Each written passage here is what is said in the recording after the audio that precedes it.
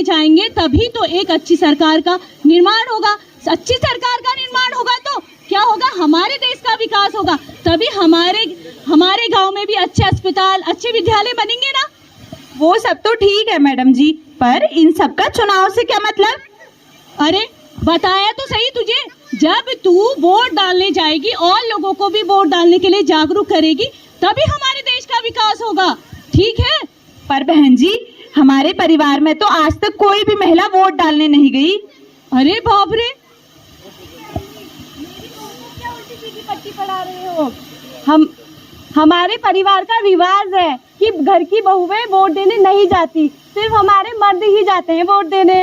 अरे माता जी, कौन सी दुनिया में जी रही हो आप?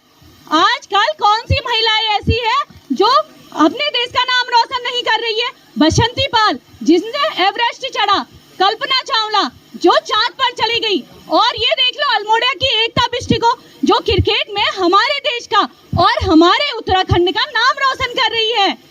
अच्छा, खेल के नाम रोशन भी कर रही है। हाँ माता जी, और तो और देखिए, आप चुनाव के दिन वोट डालने से डर रही हो।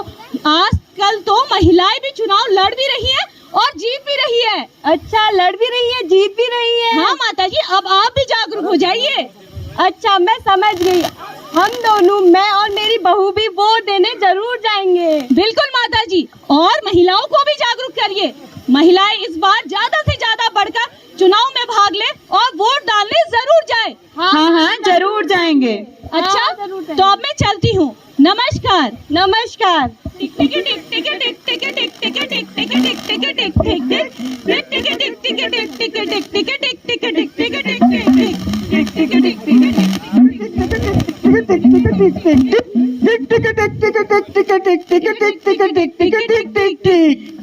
चुनाव आयोग का है आह्वान, करना है सबने मतदान। चुनाव आयोग का है आह्वान, करना है सबने मतदान।